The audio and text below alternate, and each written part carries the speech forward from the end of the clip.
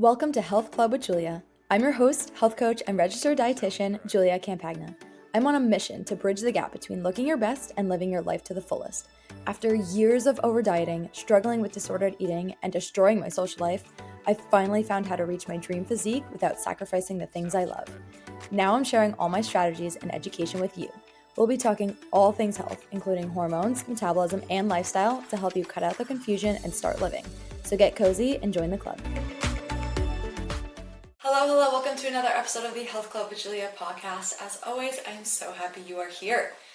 Today is such a good episode. I'm so excited to talk about this topic because it is so, again, one of those passions for me that has surfaced more probably this year alone, just as I'm getting further and further into hormone topics and really diving into that realm, that area of expertise.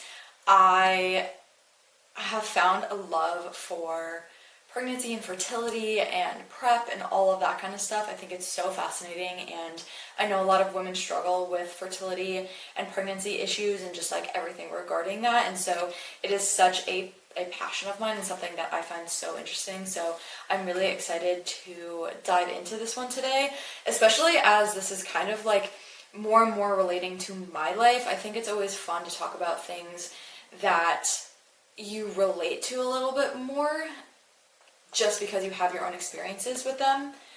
And so as I'm going through this journey, as I'm, prepping and doing all this work for future stuff and future goals of mine with family and whatnot, it is something that I'm enjoying opening up and talking about more. So that's also part of the reason why I love talking about it. But anyway, let's stop rambling. I want to get into today's episode because I feel like this is kind of a long one. So strap in, get ready, buckle up. There's a lot of great information here. Get your notepad out if you want to take some notes. Replay this if you need to, but there's a lot of good golden nuggets in this episode that you can take and start working on today if your goal is to prep your body for pregnancy. And so the first thing that I want to point out, and I want to make very, very clear for anyone listening to this, is that you don't need to want to have kids yet to start priming your body for pregnancy. Again, let me repeat that. You don't have to be wanting kids right now to start prepping your body for pregnancy. Fertility is a health marker. That's how I view it. If you have poor periods, poor cycle health, poor fertility, that is a health marker, and that means that something isn't working right in your body. So we want to fix those things before we are actually trying to conceive. And again, if you're looking to be a healthy individual, maybe that means that you start working on this now, even if you don't want kids for another 2, 3, 4 years from now, right? So that's the point that I want to make. This is not just for those who are actually looking to get pregnant in the near future. This is for somebody who's just a little bit more health conscious, and wants to focus on how they can improve their health long term. So wanted to make that disclaimer and point that out first and foremost for you. But anyway, let's get into fertility stuff, and then we are going to be talking about all the things that you can do to start prepping your body, as well as stuff that your partner and or husband, boyfriend, whoever that is, the male partner, they can also do. So there's a couple of things that I'll go into here for the male side as well. But let's go over first, what makes up good fertility? What are the key factors that make up good fertility, so that you know whether you're in this boat or if you actually need a lot more work to be done. So there's a lot of indicators that go into menstrual health and also what it looks like to have good fertility. Now, again, I will disclaim, there is cases of unexplained infertility where you could have all of these good markers of fertility, all these good menstrual cycle indicators, and still have problems with fertility. So I do want to disclaim that too. However, this is the starting place. This is where you should absolutely look at first. And if these are all in line, then more than likely you're in a good place. So starting off with your regular cycle length. And cycle, I'm talking about your entire menstrual cycle, not just your period. So your entire regular cycle length should be between 25 and 35 days long. That is what is considered a healthy regular cycle. So if it is any less than that or longer than that, shorter or longer than that, you should probably look into that a little bit deeper and try to figure out why your period or your menstrual cycle in total is out of this quote-unquote healthy range. So regular cycles. Also, you should have clear ovulation signs. So this is a lot easier to depict and understand if you are tracking your cycle. If you're not tracking your cycle, you might not know of the ovulation signs, but some clear indicators that you are ovulating.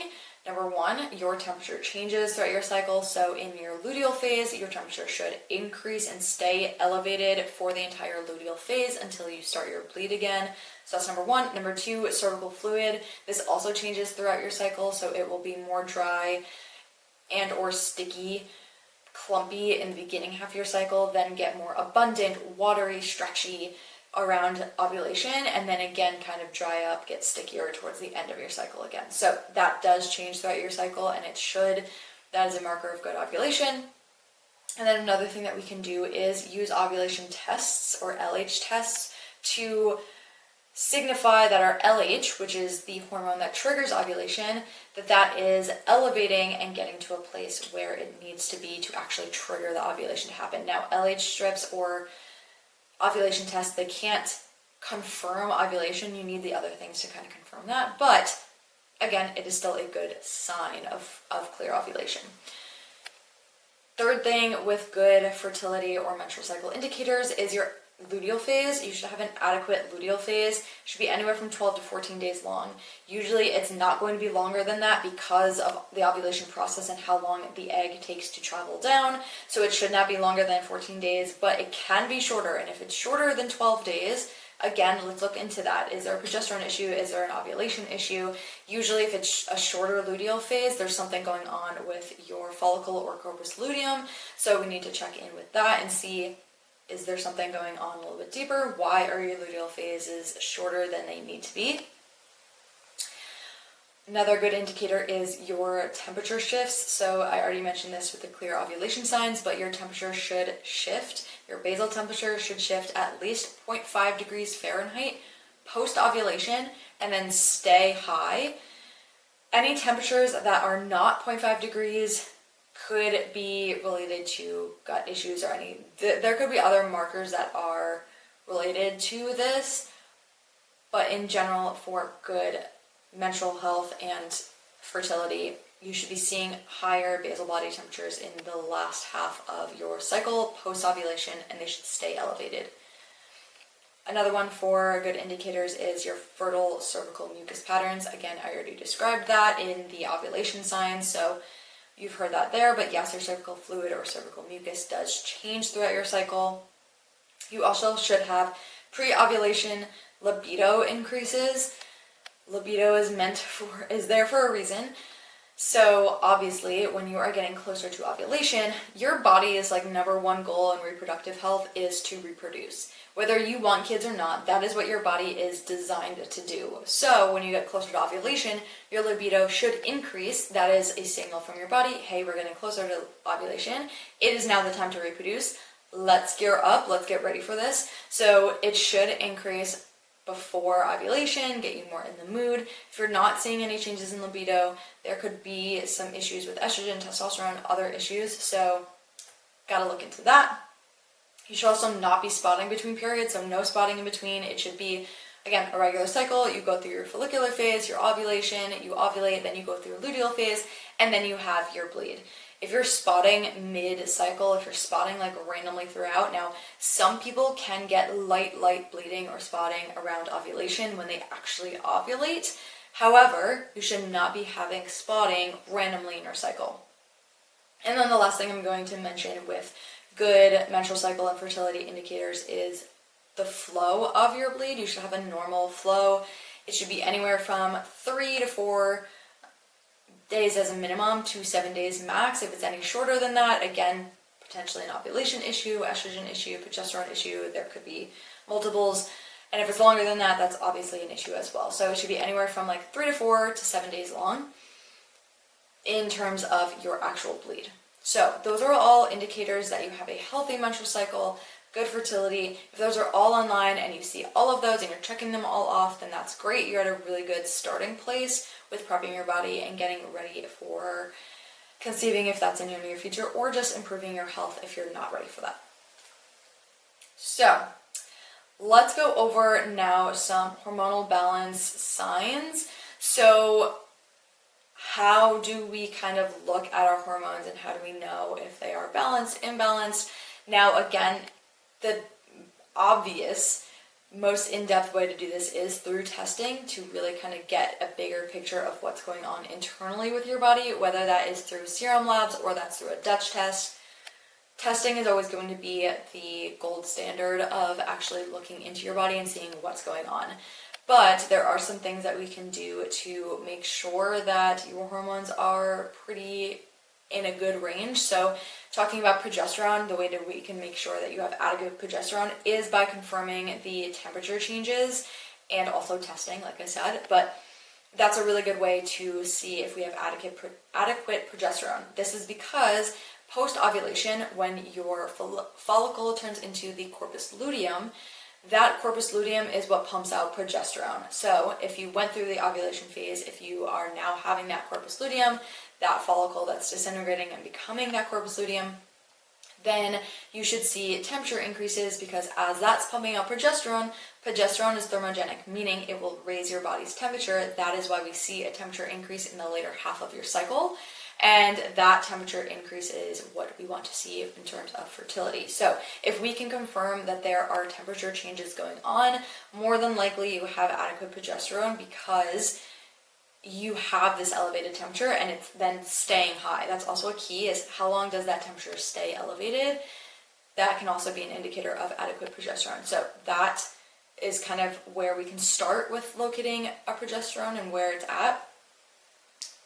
Balanced estrogen, how we can kind of confirm this. Now, this is kind of a loaded thing, but I want to talk about PMS. If you don't have a lot of PMS, you don't have breast tenderness, you don't have a lot of mood swings, you don't have a lot of cramping pre-period or anything like that, like if you don't have a lot of premenstrual symptoms, PMS, then again, it could be said that you have pretty balanced estrogen. Where we see elevated estrogen, excess estrogen, we see that a lot in worse PMS. So the worse PMS you have, that is an indicator that something's going on with estrogen. Now, that's not always the case. There could be something else going on that's causing PMS, like gut health issues, etc. But this is one of the ways that we can kind of check and say, okay, your estrogen looks to be mostly in line. And if you really want to confirm, again, then you go do testing for that. Then I want to talk about thyroid health, because that does directly impact fertility and your hormone levels as well. But really the only way that we can kind of check in with thyroid is by testing that. Now, if you have obvious signs, like you're always cold, you're always really, really fatigued, and you can't stay awake, there are other symptoms of thyroid issues. But if you have any blatant thyroid issues, then okay, maybe we know something's going on with your thyroid. But if not, then you might just be living your everyday life and thyroid might be fine. But to really dive into thyroid, I would definitely suggest getting tests done for that. Another sign of adequate hormone balance is healthy sleep-wake cycle. So this is basically, as it sounds, you're able to go to sleep with ease. You're not tossing and turning all night. You feel like you're getting deep sleep. You wake up feeling rested and recharged. You're sleeping throughout the night. You're getting your hours of sleep in. So if everything seems great sleep-wise, it's a good indicator of healthy hormones. If you have trouble going to sleep, if you're tossing and turning throughout the night and you're waking up periodically, if you're waking up even after getting 8 hours of sleep and you're really, really groggy or tired when you wake up, then again, these are indicators that something could be off hormonally. And another sign of healthy hormone balance is vitamin D levels. So again, this one you would actually have to go and get tested to see your vitamin D levels. But a lot of people are deficient in vitamin D. That doesn't always mean that your hormones are out of balance. But if you have vitamin D levels that are off, coupled with other things that are off, yeah, okay, there's probably something going on and you should definitely get testing done further for hormones. But that is something that we can check as well. Check your vitamin D levels, which I feel like is kind of routinely done in routine checkups. It's not one that people really skip out on. So that's good if you're just going in for a regular like physical with your doctor and you're getting labs done, they should be able to do that. But check in with your vitamin D levels, see where they're at. Again, a lot of people are deficient in vitamin D, so that's not necessarily a problem, but you do want to address that. Okay, now let's get into some of the things that we can do that are really going to help enhance our body and get us prepared. But before we dive into like the tasks, these are some of the factors that we want to look at, and then I'll go into tasks and how we actually prepare the body. But these are some factors that we want to look at in terms of our overall health, physical, lifestyle, all that kind of stuff, to really focus on and say, okay, all of these things I need to be aware of, and maybe if I'm not aware of any of these things or I know something isn't great, maybe I start there and really put more effort into one of these areas. So lifestyle factors, let's go over those first, and things that you should really be focusing on when it comes to prepping your body and also just being a healthy individual. But in terms of lifestyle factors, we really want to make sure that we have stress management in place. We are not overly stressed, we're not overwhelmed every single solitary day where we feel so much tension and we literally can't get our body to relax. So we want to have those stress management tools in place. We want to be able to handle stress well. That is one really big sign of the health of your body, is how you're able to handle stress. If a stressful situation comes up and you crumble immediately and you feel so overwhelmed, you get anxiety, you are like lost and you are dazed and confused and don't know what to do if a stressful situation comes up, you're obviously not handling that stress very well. And we need to kind of look into that. If you're able to handle stress, if a stressful situation comes up and you're like, okay, this is what's happening, this is what I know I can do, I'm, going to not worry as much as possible, I'm just going to take these steps to help the situation, you're able to handle stress a bit better. So, number one, make sure stress management is in place. Number two, have a regular exercise routine. And I'm not saying that you should go out and exercise every single day. You probably should not be doing that. You need to have rest just as much as you need to be exercising, but have a regular, gentle exercise routine, whether that's lifting weights, doing cardio of any sort, dancing, whatever that looks like for you, taking a class, whatever that looks like. Make sure that you have a routine in place because regular exercise is super important. Number three is something that I think can be done over time, and I feel like it's just kind of getting hyped up nowadays. It has only kind of surfaced, I feel like, in the last maybe year, 2 years or so. And that's a clean living environment. So if you're somebody, this is especially important if you're somebody who is struggling with infertility, check in with your environment. What are you having in your household that you're putting on your body, on your skin, that can be swapped? So that looks like cleaning supplies, laundry detergents, candles and fragrance in your home, lotions, skincare, makeup, any of those things that you are inhaling or putting on your body every single day. Try to look into that. Do we need to make swaps here? Because yes, there are xenoestrogens, things in toxic chemicals and products that mimic estrogen and throws estrogen off balance. So we want to make sure that we are not doing that to ourselves. Looking at that as well. Then also, obviously, having balanced nutrition is very important in lifestyle factors. If you are eating out every single day, if you're eating fast food, if you're eating a lot of ultra-processed foods, that is going to cause some fertility issues down the line. So again, really good way to prep for fertility is look into your nutrition, make sure you're getting adequate nutrients. I'm going to talk about this in the prepping section of this podcast episode, so we'll skip that for now. You also want to make sure that you're having a good hydration, you're hydrating well throughout the day. You should be having an ounce of body weight basically in water, but on average what I say for people is anywhere from 80 to 120 ounces of water is usually good for the average person. So make sure you're staying hydrated and have something by you at all times.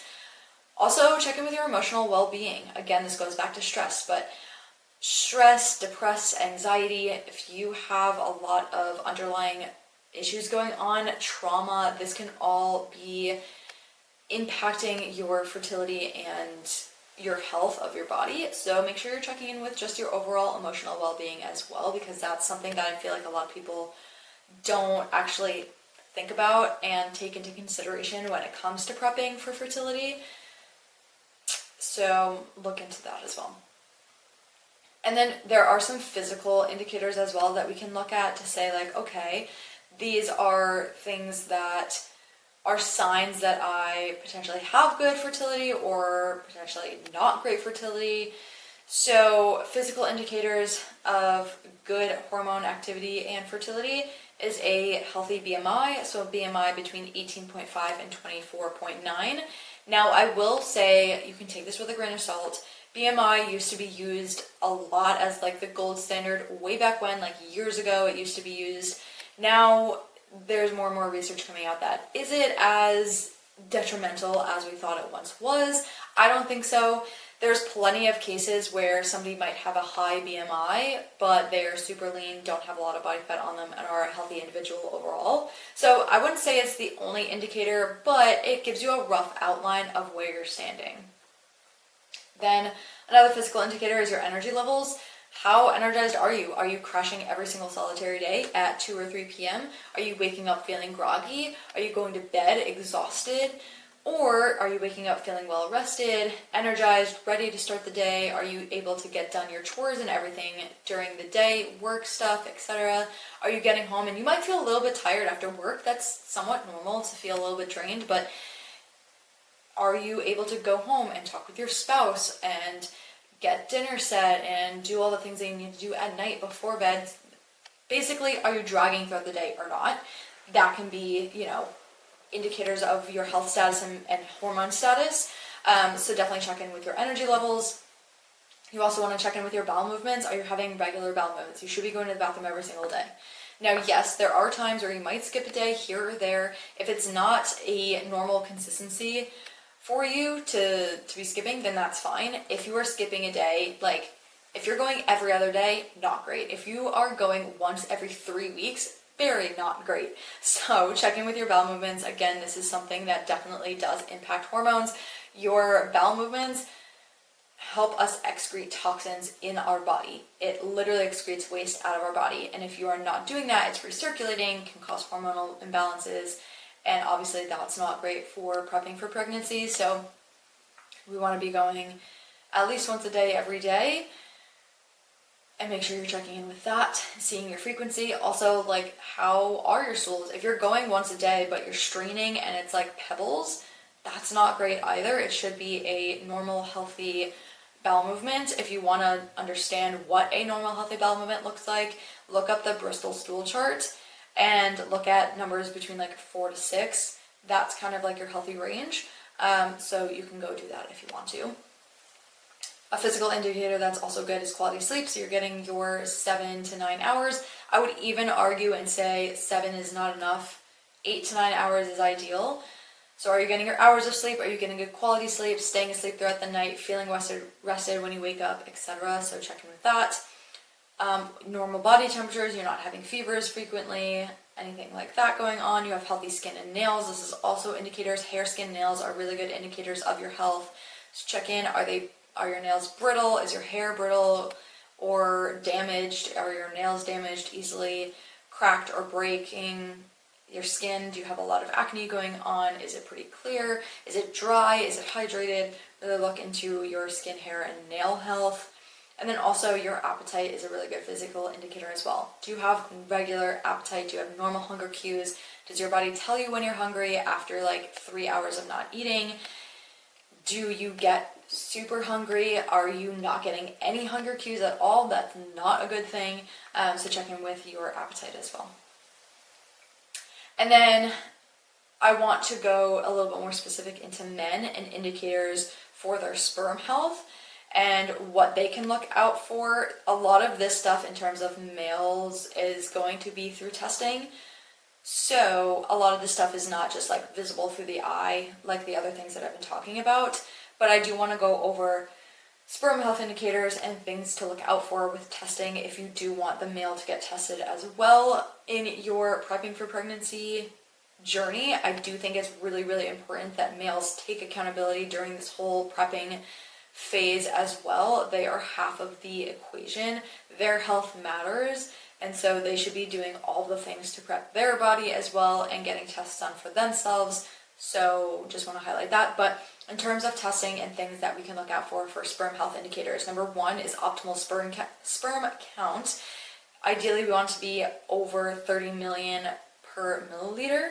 So that's a number, if you're getting testing done, that we want to look for. We also want to look for good motility. Obviously, if sperm don't have good motility, they're never going to travel and reach that egg. So we want to make sure that it has good motility. So again, we want that in testing to be greater than 70% moving. Healthy morphology as well. We want that to be over 7% normal forms. So obviously, if the form of the sperm are off, that can lead to either infertility and or also complications with pregnancy. So we want to check in with that. No DNA fragmentation issues. If they are previously tested, this is really helpful. And then also we want to check in with their insulin and blood sugar regulation as well. Make sure that they have good markers of insulin and blood sugar, and check their A1C, everything like that, to make sure they're all golden in that area. So in terms of male specific sperm health, these are some things that we can get tested. Now again, all of these things you would have to go and get tested. They're not things that you can just look at from the naked eye or like look at in their lifestyle stuff. But in case you do get tested, these are some of the levels that we want to look at. And then together, I also want to talk about couples and what this looks like together, because again, yes, you as a female, you're one part of the equation, and yes, the male is another part, but together you guys make up the entire part. So we also have to look at indicators for couples and what's going on in your guys' everyday life as well. So first we'll talk about relationship factors, things that are adequate relationship factors. One, having regular intimate connection. Now this could be done multiple different ways. Some people prefer verbal connection, some people prefer physical connection. It depends, but you should regularly having this intimate connection through voice, through physical touch, whatever that looks like for you. If you are very straight apart and you guys don't talk a lot and you don't have any physical intimacy going on, check in with that. Are you guys okay? Do you guys need to talk about things? But usually a good indicator of higher fertility also comes from the couples and their intimate connection. Second part of that is open communication. Talk about things. I cannot explain my biggest pet peeve in a relationship is not being able to communicate. If I'm sitting there and I have something on my mind and I really want to talk to you about something and you yell at me or you think that I'm dumb or it's irrelevant and why are we talking about this? Hell no, that's a red flag. I'm getting out of there immediately. Luckily, my husband and I do have really good communication. It's something that I treasure about our relationship, but understand where your communication lies. Are you able to openly talk about anything that you want to talk about with your partner? Yes or no? That's a pretty easy question to answer.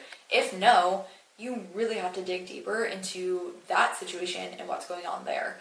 And that's not even just being able to communicate, it's just communicating often. Like, are you just having surface level conversations all the time and you never have intimate conversations or more in-depth conversations, life communication? Like, you really need to be able to open up and talk about anything that you need to talk about and have times where you just sit and talk to each other and don't just talk about, we need to vacuum because it's dirty. That's just a first thing that came to my head. But really have open communication with your partner. It's also really important that you guys share the same fertility goals. If you are working to prep your body for pregnancy and your husband or partner is just not there yet and they're not ready, that's going to cause a lot of stress and setbacks and burden when it comes time for you that you're ready and he's not. So make sure that you talk about, again, going back to open communication, talk about your fertility goals. Are you guys on the same page? Are you not? Really dive into a plan. Thank you so much for listening to another episode of the Health Club with Julia podcast. If you love the episode, share the podcast and tag me, and subscribe so you don't miss any further episodes. If you have any questions, feel free to send me a DM. Thanks for being a part of the club. See you next time.